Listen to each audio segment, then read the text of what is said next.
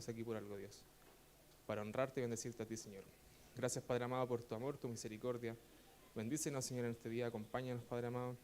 Que esta reunión, Señor, seas tú el centro, Señor, y tú reinando, Padre amado. Ayúdanos, Dios mío, a aprender, Señor, tener un corazón humilde, corazón diligente, Dios mío, para poder no solamente aprender, Señor, de teoría, Señor, sino también poner en práctica todo lo que podamos aprender, Dios mío. Dale gracias al hermano, Señor, que va a impartir la enseñanza el día de hoy, Dios mío, que puedas utilizarlo, Dios mío, y que tu Espíritu Santo hable a nosotros, Señor, no solamente la voz del hermano, Señor, sino la voz de tu Espíritu Santo, Dios. Gracias, Padre amado, por este día. Gracias, Señor, por un día más de vida nuevamente, Señor. En nombre de Cristo Jesús. Amén.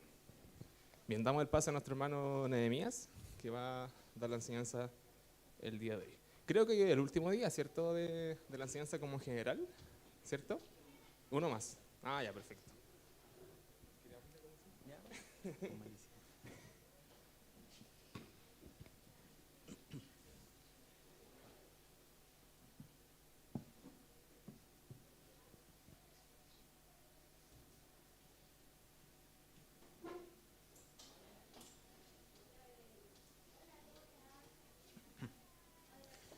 Bien, muy buenos días. Seguimos con lo que hemos estado estudiando todas estas semanas en la escuela dominical, que es la escatología. Y hemos señalado que escatología, gracias, Joa, es el estudio de los eventos futuros, el estudio de las cosas que van a suceder. Y hemos llevado un hilo conductor en lo que es la escatología individual, que son las cosas que nos deberían pasar a nosotros de manera como cronológica, qué es lo que debería ocurrirnos a nosotros en el futuro y a todas las personas. Y eso es lo que estamos viendo y eso es lo que tenemos que seguir estudiando el día de hoy. Hoy tenemos que revisar lo que es el destino eterno, es decir, qué es lo que sucede por la eternidad, dónde va a estar el cristiano por la eternidad y también dónde va a estar el que ha muerto sin Cristo, dónde van a pasar la eternidad ambas personas. Eso es lo que tenemos que estudiar hoy día, esos dos contrastes, el estado eterno del creyente y el estado eterno del inconverso. Así que eso es lo que vamos a estar revisando, pero no vamos a avanzar sin antes ir al Señor en oración. Pues bueno, gracias porque un domingo más nos reunimos, gracias Señor porque su misericordia y su gracia se hace manifiesta en nuestras vidas cada día. Agradecemos Señor porque usted es bueno con nosotros y queremos rogar Señor de su ayuda porque vamos a exponernos a su palabra y queremos rogar Señor que su Santo Espíritu sea quien nos guíe a toda verdad. Rogamos Padre que su Espíritu sea quien ministre los corazones Señor hablando a cada uno conforme a lo que usted desee. Ayúdenos, Señor, a poder comprender la maravilla de su ley y rogamos, Señor, que sea usted quien abra nuestros ojos para poder ver las maravillas, Señor. Necesitamos de su gracia para poder comprender y también, Señor, para poder ver todo lo que usted ha manifestado en su palabra. Ayúdenos, Señor. Dejamos toda esta reunión en sus manos, en el nombre de Jesús. Amén. Bien.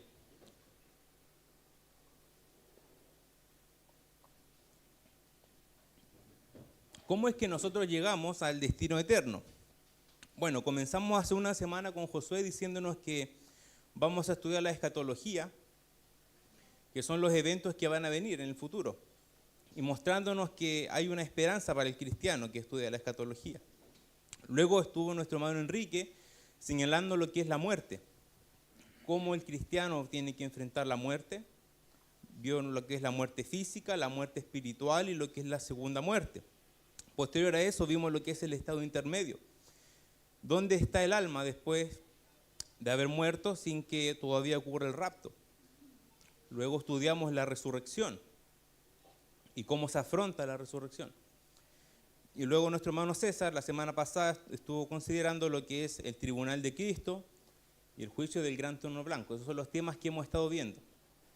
Y hoy vemos lo que es el destino eterno, el cielo o el infierno.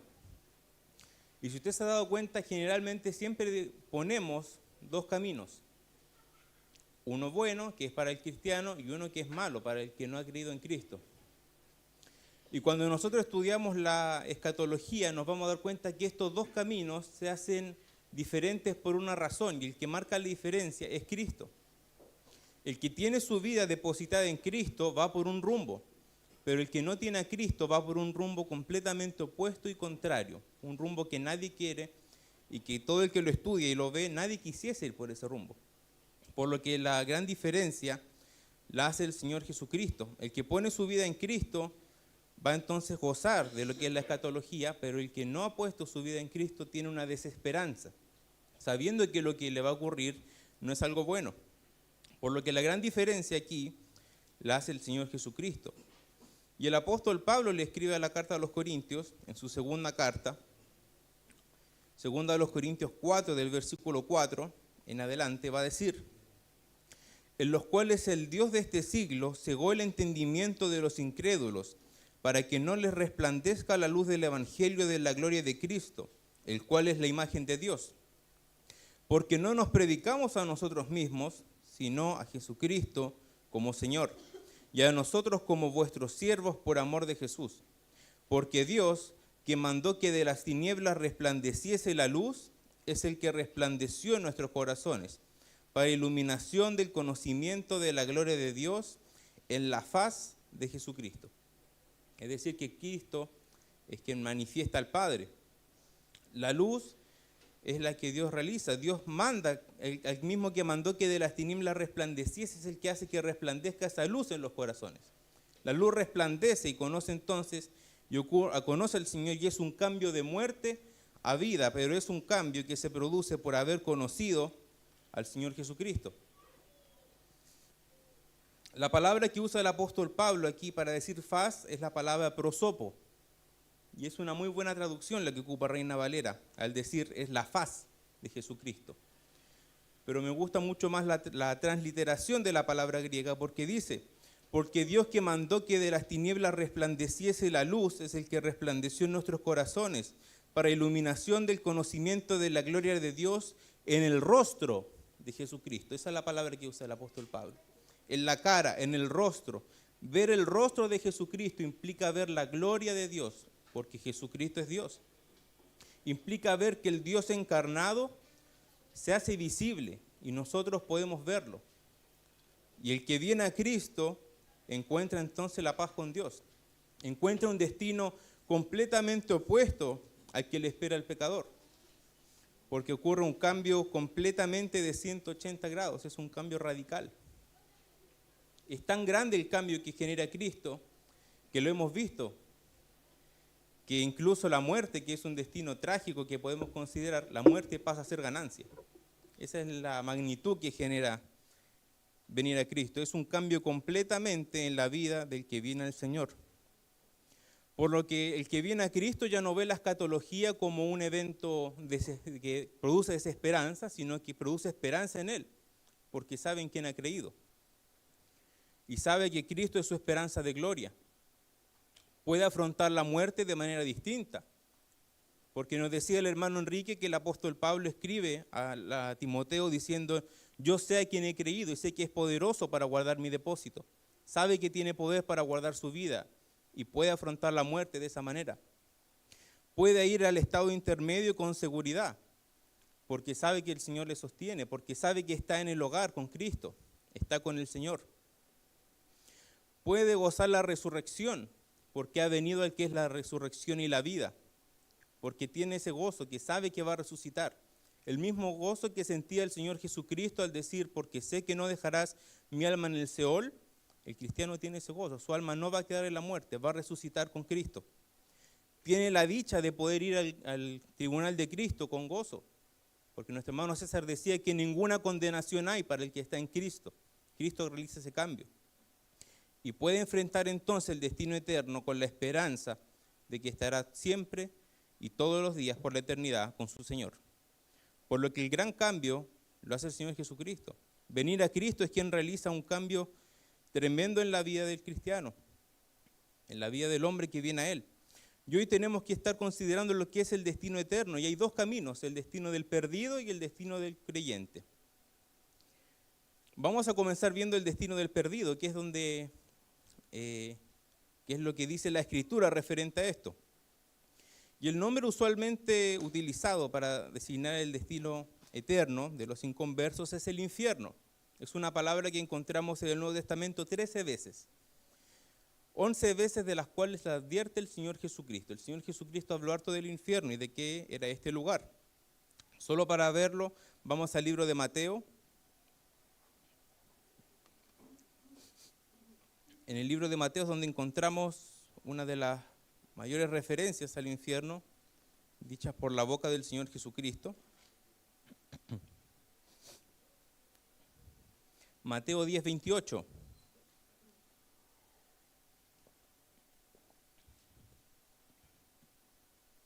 Vamos a leer del 26, dice: así que no temáis, porque nada hay encubierto, que no haya de ser manifestado, ni oculto, que no haya de saberse. Lo que os digo en tinieblas, decidlo en la luz, y lo que oís al oído, proclamadlo desde las azoteas. Versículo 28, y no temáis a los que matan el cuerpo, mas el alma no pueden matar. Temed más bien a aquel que puede destruir el alma y el cuerpo en el infierno. Está hablando del Señor. El Señor es quien puede destruir el alma y el cuerpo en el infierno. Un pasaje más. El libro de Mateo, capítulo 18, versículo 9.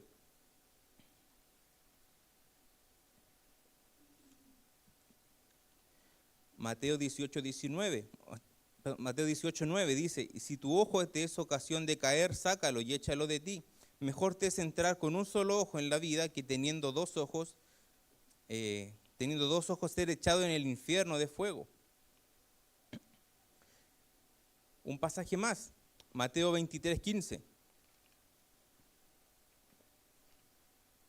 Mateo capítulo 23, versículo 15. Dice: ay de vosotros, escribas y fariseos hipócritas, porque recorréis mar y tierra para hacer un prosélito, y una vez hecho, le hacéis 2 veces más hijo del infierno que vosotros. Nosotros entonces vemos a lo largo de los evangelios que el Señor Jesucristo habló del infierno, es algo que Él habló. Y la palabra que se traduce infierno, en todos estos casos se traduce como Gehenna. ¿Qué significa Gehenna? Es una transliteración del nombre hebreo del valle del hijo de Hinnom. ¿A qué hace referencia esto? Que es donde se depositaba la basura de Jerusalén, se quemaban los animales muertos y otros desechos, por lo cual salía de él humo día y noche. Eso hizo que con el tiempo se usara el lenguaje figurado como equivalente al infierno, que es un lugar originalmente preparado para el diablo y para sus ángeles, pero que también es un lugar que es compartido por todo aquel que ha rechazado al Señor. Mateo capítulo 25 nos va a dar esta indicación. Mateo 25, 41 nos va a mostrar quiénes son los que están destinados para el infierno. Mateo 25, 41. Entonces dirá también a los de la izquierda: apartaos de mí, malditos, al fuego eterno preparado para el diablo y sus ángeles. Es decir, que el infierno era un lugar preparado para el diablo y sus ángeles, pero que también es compartido por todo aquel que no ha venido a Cristo. ¿Qué otro nombre es utilizado para denominar este lugar? La segunda muerte. Apocalipsis capítulo 21, versículo 8.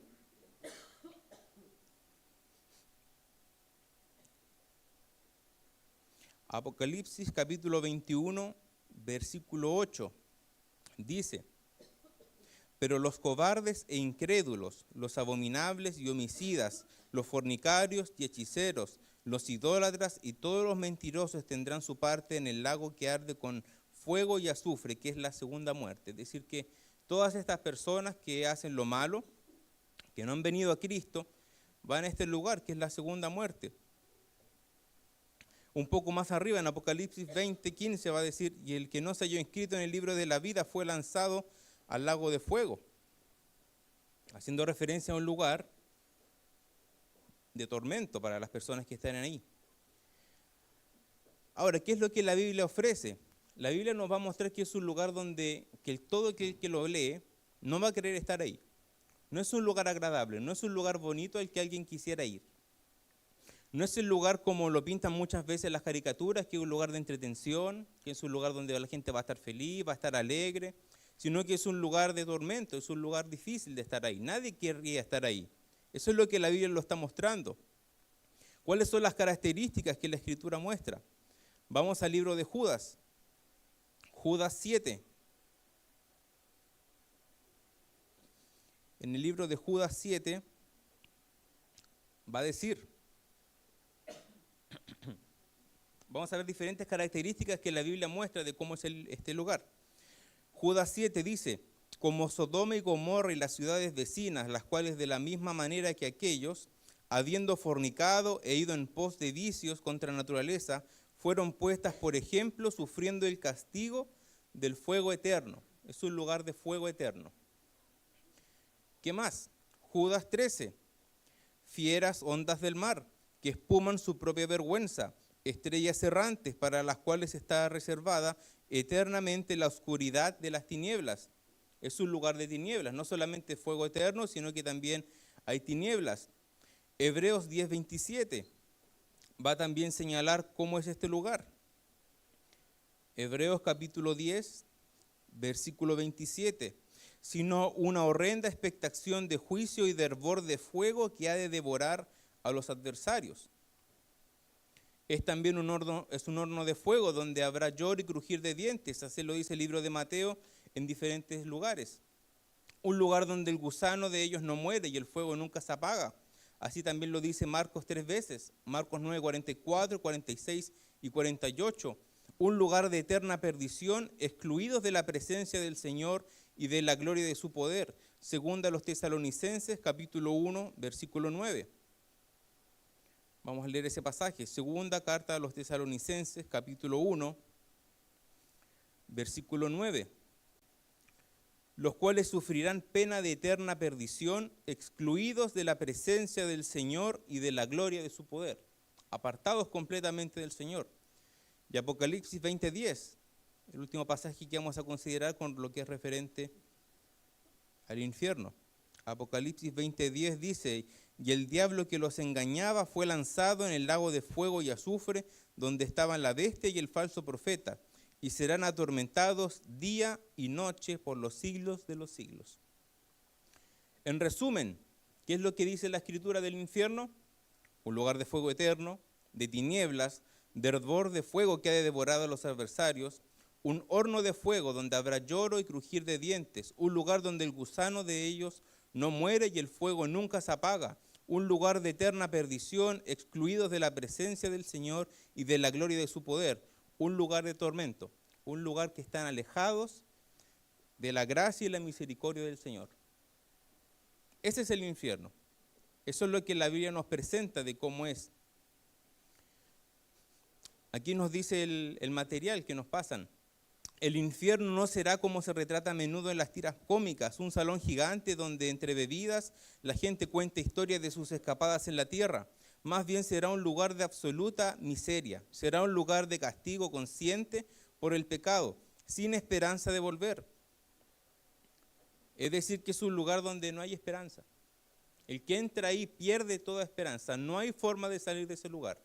Una vez que se entra, no se sale. No hay vuelta atrás. Es un lugar al que, como hemos dicho, nadie va a querer estar ahí. Nadie quiere entrar. Después de exponerlo y de leer lo que la Biblia dice referente al infierno, nadie quiere ir ahí. Todos deberían desear escapar. Pero ¿quiénes son los que entran ahí? Juan capítulo 3 nos va a dar indicaciones de quiénes son ellos. Juan capítulo 3, versículo 19 dice, y esta es la condenación, que la luz vino al mundo y los hombres amaron más las tinieblas que la luz, porque sus obras eran malas. El que va ahí es aquel que ama más las tinieblas y la luz. Y Juan 3:36 dice, el que cree en el Hijo tiene vida eterna, pero el que rehúsa creer en el Hijo no verá la vida, sino que la ira de Dios está sobre él. Eso experimenta el que está en el infierno, experimenta toda la ira de Dios. La justicia de Dios está sobre él, no por un tiempo, es por toda la eternidad. Y no va a escapar de ese lugar. Siempre va a estar ahí sufriendo. Siempre está ahí preparado para el tormento. Es decir, que es un lugar de condenación. Van a estar recibiendo lo que ellos merecen, un castigo eterno. Bien se ha dicho que el pecado no queda sin paga. El pecado se paga. O el pecado lo paga Cristo en la cruz, o se encarga de pagarlo uno mismo en el infierno por toda la eternidad. Pero el pecado se va a pagar. No es un lugar al que alguien quisiera estar. Y ese es el destino que está preparado para todo aquel que no quiere creer. Pero ¿cuál es el destino de los salvos? Es un destino completamente opuesto, porque el destino de los salvos es el cielo. Es una eternidad junto al Señor. Es un contraste asombroso en comparación con el destino de los perdidos. ¿Y quién va a dar una gran explicación y bastante extensa de lo que es este lugar? Se encuentra en el libro de Apocalipsis, capítulo 21, donde dice, el título que pone ahí Reina Valera es Cielo Nuevo y Tierra Nueva. Y luego en el versículo 9 dice la Nueva Jerusalén. Ahí se describe cómo es el cielo, qué es lo que hay ahí, qué es lo que le espera al cristiano. Ahora, ¿por qué es un destino tan anhelado por el cristiano? Porque es un destino que ha sido prometido por el Señor. El Señor ha prometido el cielo nuevo y la tierra nueva. Y eso es lo que el cristiano espera. El cristiano espera el cielo y la tierra nueva. Sabemos que está, tiene que estar, tiene que llegar. ¿Por qué sabemos? Porque es algo que el Señor mismo prometió. Allá en la carta de Segunda de Pedro, capítulo 3, versículo 11, en adelante vemos la esperanza que tiene el cristiano. Segunda de Pedro 3, versículo 11 dice, puesto que todas estas cosas han de ser deshechas, ¿cómo no debéis vosotros andar en santa y piadosa manera de vivir, esperando y apresurándoos para la venida del día de Dios, en el cual los cielos encendiéndose serán deshechos y los elementos siendo quemados se fundirán?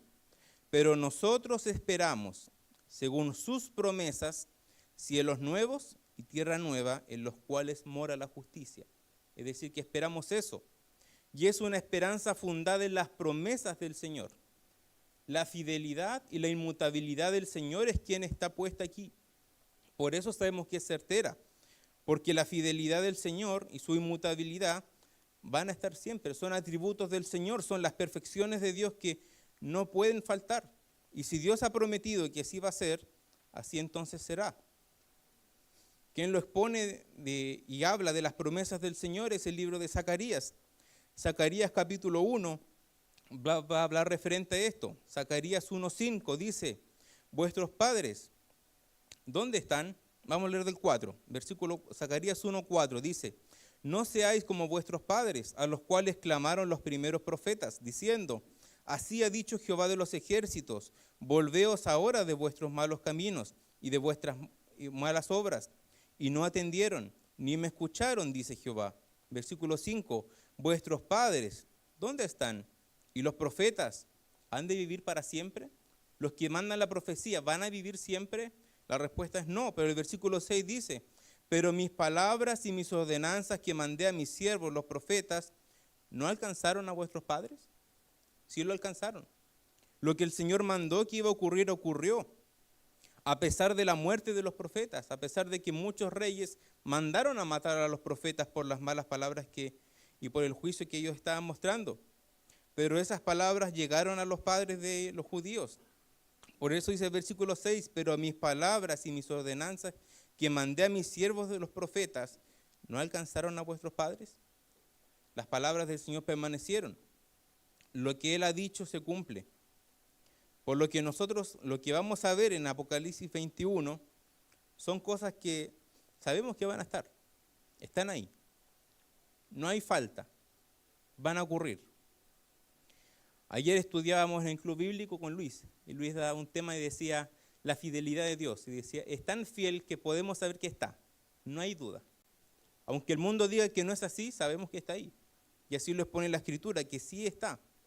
Apocalipsis capítulo 21, versículo 1 dice, vi un cielo nuevo y una tierra nueva, porque el primer cielo y la primera tierra pasaron, y el mar ya no existía más. Y yo, Juan, vi la santa ciudad, la nueva Jerusalén, descender del cielo de Dios, dispuesta como una esposa ataviada para su marido.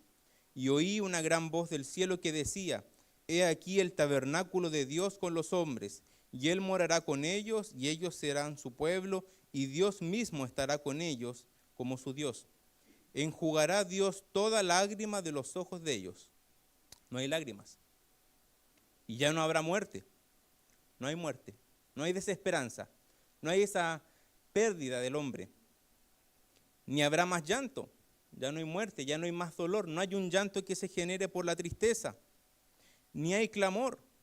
Muchas veces hemos visto los miércoles al salmista decir que el alma clama, el alma desea estar con su Señor, y dice el salmista muchas veces: clamé al Señor y Él me oyó. Pero en el cielo no hay clamor, porque no hay desesperanza, no hay angustia, no hay dolor, porque las primeras cosas pasaron.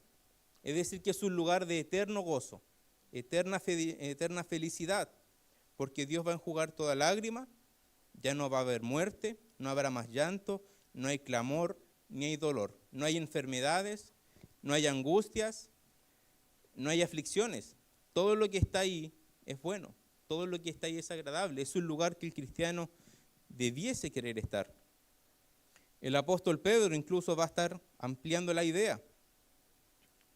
En Primera de Pedro, capítulo 1, del versículo 3 en adelante, va a decir: bendito el Dios y Padre de nuestro Señor Jesucristo, que según su grande misericordia nos hizo renacer para una esperanza viva, por la resurrección de Jesucristo de los muertos, para una herencia incorruptible, incontaminada e inmarcesible, reservada en los cielos para nosotros, que sois guardados por el poder de Dios mediante la fe, para alcanzar la salvación que está preparada para ser manifestada en el tiempo postrero. Dice que es una herencia que es incorruptible, que no se va a echar a perder jamás. Es inmarcesible, que no puede ensuciarse ni afiarse. Perdón, incontaminada, que no se ensucia ni se afea. Es inmarcesible, que no se puede marchitar ni deteriorar en ninguna manera, y es un lugar que está reservada. ¿Para quiénes? Para los que el apóstol Pedro está diciendo: bendito sea el Dios y Padre del Señor Jesucristo, que según su agradable misericordia nos hizo renacer para una esperanza viva. Todo el que ha renacido es quien espera esto, y lo espera por la resurrección de Jesucristo de los muertos. Y eso es lo que él espera, y es un lugar que está reservada para ellos. Cuando usted llega a la escuela dominical, se sienta en su lugar. Y vamos al break. Y volvemos. Y no están los hermanos sentados en su lugar. Y hay una mochila, hay una Biblia, hay una cartera, hay algo que está puesto ahí para mostrar que esa persona está ahí, que está reservado, que no puede ser ocupado por nadie. En este caso, el apóstol Pedro está diciendo que es un lugar que está reservado, pero no por un mérito mío, sino que dice el versículo 5, que sois guardados por el poder de Dios mediante la fe. Es una herencia que está reservada por el poder del Señor, por la omnipotencia del Señor, es quien reserva ese lugar para los cristianos. Nuevamente, volviendo al libro de Apocalipsis, capítulo 21. ¿Qué más dice? Versículo 5, Apocalipsis 21, 5. Y el que estaba sentado en el trono dijo: he aquí, yo hago nuevas todas las cosas. Y me dijo: escribe, porque estas palabras son fieles y verdaderas. El Señor mismo está diciendo que son palabras fieles, es decir, que son cosas que se van a cumplir, porque Dios es fiel, su carácter es fiel y no hay nada que Él pueda hacer que no sea fiel. Y son verdaderas, habla de la fiabilidad del Señor, son cosas que permanecen y que tienen que ocurrir porque son cosas que el Señor hizo. Son cosas fieles y verdaderas que tienen que pasar. Y me dijo el versículo 6, hecho está, yo soy el alfa y la omega, el principio y el fin. Al que tuviere sed, yo le daré gratuitamente de la fuente del agua de vida. Es interesante porque dice el versículo 6, y me dijo, hecho está.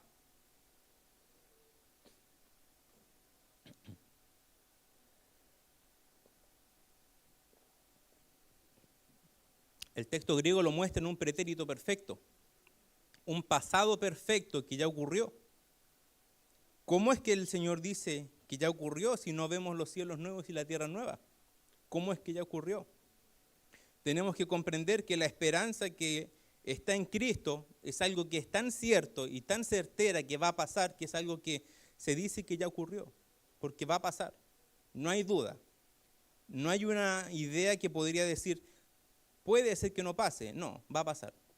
Y es una certeza y una esperanza que va a ocurrir, por lo cual el Señor dice que es algo que ya está, que ya ocurrió, porque sabe que va a pasar. Y dice que Él es el alfa y la omega. Habla de su inmutabilidad. Ese es el nombre que el Señor usa para hablar también que es inmutable. Estamos cimentando su promesa en una de sus perfecciones, en su inmutabilidad.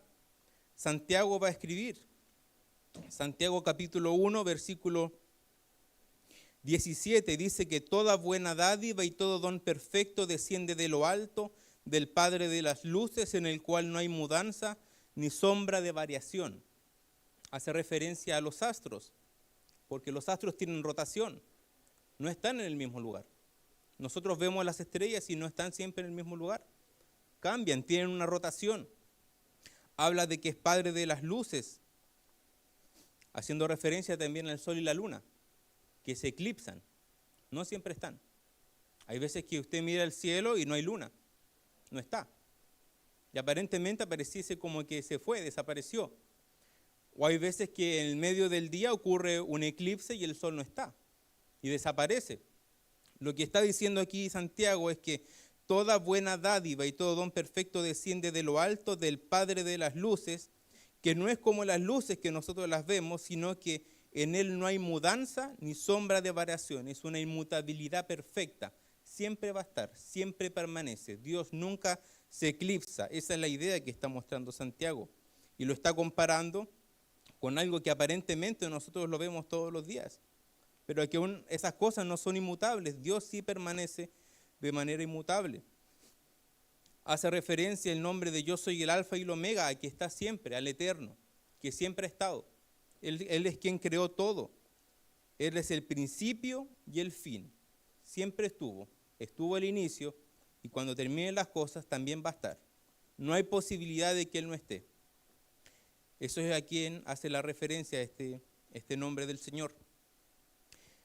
Luego dice, pero los cobardes e incrédulos, los abominables y homicidas, los fornicarios y hechiceros, los idólatras y todos los mentirosos tendrán su parte en el lago que arde con fuego y azufre, que es la muerte segunda. Allá no va a entrar nadie inmundo. Se da las características de quiénes son los que no van a estar.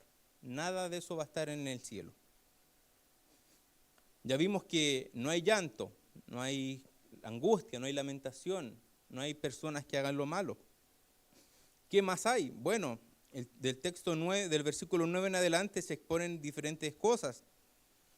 Es un lugar grande, pero solo vamos a tomar el versículo 18, donde dice, el material de su muro era de jaspe, pero la ciudad era de oro puro, semejante al vidrio limpio, un vidrio que está bien pulido. Y los cimientos del muro de la ciudad estaban adornados con toda piedra preciosa.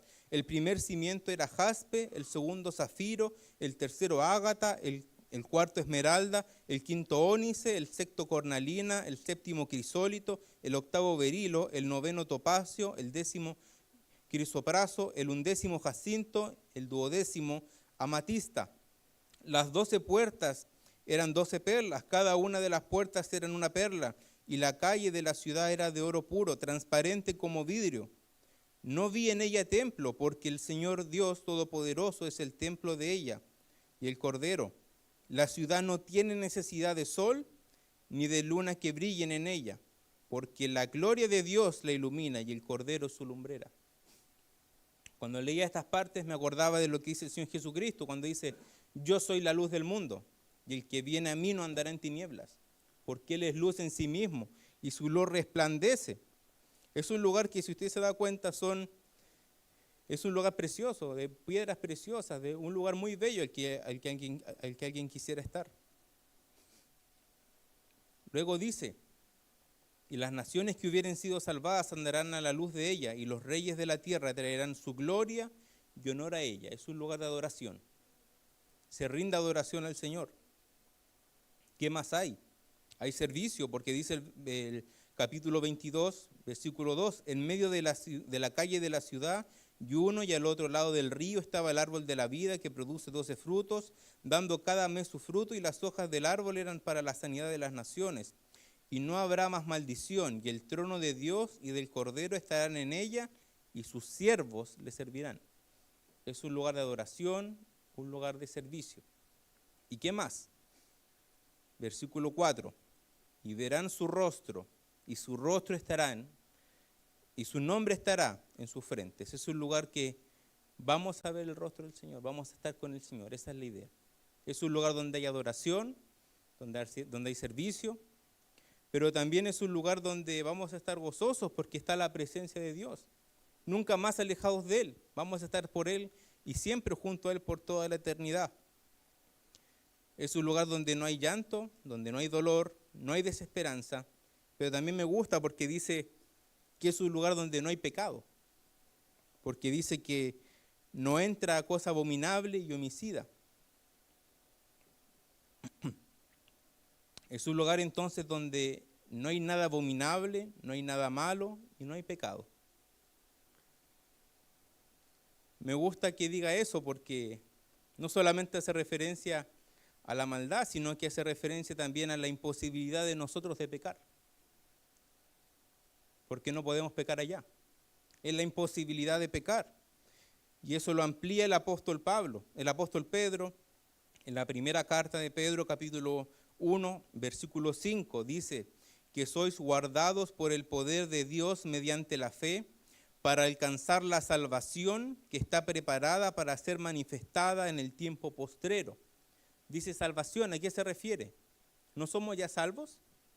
¿Cómo es que estamos esperando la salvación si es que ya somos salvos? Bueno, es que la salvación tiene tres aspectos. Hay tres etapas de la salvación: la justificación, la santificación y la glorificación. Son tres etapas por las que el cristiano tiene que pasar. Y la Escritura usa la palabra salvación para referirse muchas veces a una de estas partes. No todas las veces que dice la palabra salvar está haciendo referencia a la condenación eterna. Cuando el apóstol Pedro está en las aguas y se está hundiendo, dice al Señor, sálvame. No está hablando de una salvación de ir al infierno, está diciendo, sácame de esta situación, sálvame. Y la palabra salvar también se refiere a estas diferentes etapas. Efesios 2:8 dice que vamos a esa parte, Efesios capítulo 2, versículo 8. Efesios 2:8 dice, porque por gracia sois salvos por medio de la fe, y esto no de vosotros, pues es don de Dios, no por obras para que nadie se gloríe.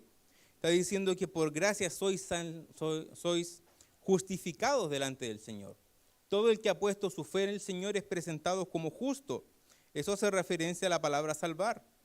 Mientras que cuando el apóstol Pablo escribe a los de Filipenses, en el capítulo 2, versículo 12, cuando dice, por tanto, amados míos, como siempre habéis obedecido, no como en mi presencia solamente, sino mucho más ahora en mi ausencia, ocupaos en vuestra salvación con temor y temblor. Está diciendo, ocupaos en vuestra santificación, en mantenerse salvos. Pero el apóstol Pedro está diciendo que sois guardados por el poder de Dios mediante la fe para alcanzar la glorificación, el estado donde el cristiano ya es glorificado, un estado donde no hay pecado, porque seremos semejante a Él, porque le veremos.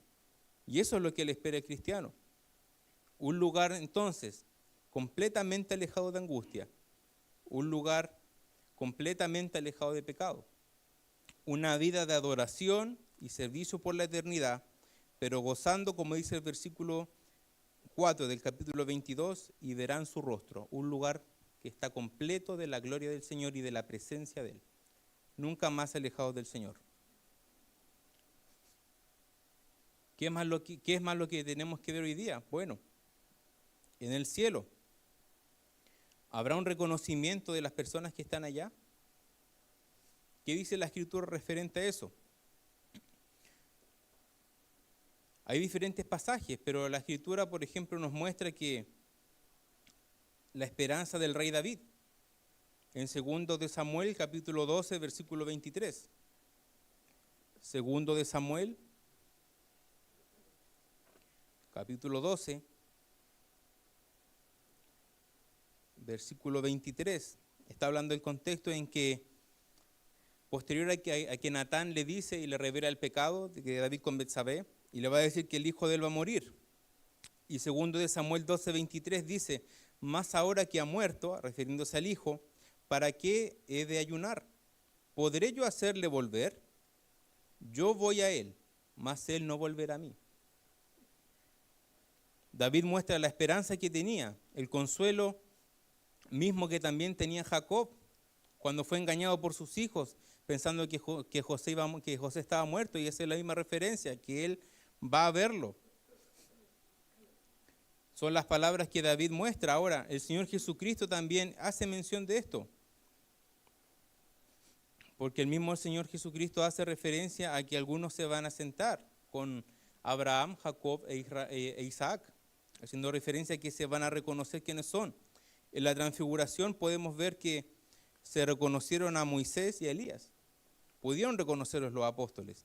Entonces nos da a entender la Escritura de que hay un reconocimiento de las personas que están ahí. Podemos saber quiénes son los que van a estar con nosotros. Por lo que hemos visto el día de hoy es que hay dos destinos. El destino del infierno y el destino también del cielo. Son dos lugares. Nosotros queremos ir al cielo, es el lugar donde queremos ir. Anhelamos estar ahí. Y no quisiésemos estar en el infierno porque es un lugar de sufrimiento y de tormento permanente. Pero hay personas que van al infierno. Y quiero que vayamos para terminar al libro de Juan. El Evangelio de Juan, capítulo 4. Porque considero que es un buen resumen para finalizar.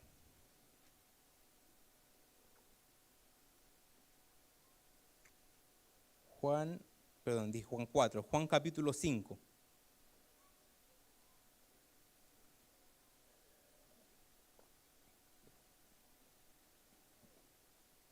Juan capítulo 5, versículo 24. Dice, de cierto os digo, el que oye mi palabra y crea al que me envió, tiene vida eterna, y no vendrá a condenación, mas ha pasado de muerte a vida. Esta es la conclusión a la que podemos llegar. El destino eterno y el que le espera al cristiano es vida eterna y no vendrá a condenación porque ha pasado de muerte a vida. Me gusta como lo señala el pastor José Mayén, porque cuando lee el versículo dice, el que oye mi palabra y crea el que me envió, tiene vida eterna. Y lo muestra en presente, tiene vida. El que se arrepiente y viene a Cristo, el que se convierte y ha venido a Cristo, tiene vida eterna en presente. Del momento en que creyó, tiene vida. Y al decir que tiene vida eterna, es vida permanentemente. Nunca más gozará de la muerte, nunca más gozará de la separación de Dios. No puede separarse del Señor porque tiene vida eterna y ha pasado de muerte a vida. Eso es lo que le espera el cristiano. Pero dice también el versículo 24, el que oye mi palabra y cree al que me envió. Es decir, que el cristiano tiene que hacer eso. Tiene que proclamar el mensaje de salvación. Porque si el mensaje de salvación no se proclama, los perdidos no pueden oír del Señor. El apóstol Pablo va a escribir a los romanos, que es Romanos capítulo 1, versículo 16, porque no me avergüenzo del evangelio, porque es poder de Dios para salvación a todo aquel que cree, al judío primeramente y también al griego, porque en el evangelio la justicia de Dios se revela por fe y para fe, como está escrito, mas el justo por la fe vivirá. El mensaje de salvación es el que tiene que ser llevado por los cristianos, con la finalidad de que, como dice aquí, que se oiga la palabra del Señor y se crea. Es necesario que el cristiano cumpla el ministerio al cual ha sido llamado, la predicación del evangelio, para que los que están perdidos puedan alcanzar salvación. Ya no vayan a condenación, sino que pasen a vida eterna. Por lo que el Señor Jesucristo declara diciendo que el que oye su palabra y crea al que le envió, tiene vida eterna. Y eso es lo que tenemos que proclamar a los perdidos. El mensaje de salvación que se hace extensivo a todo aquel que cree en Él.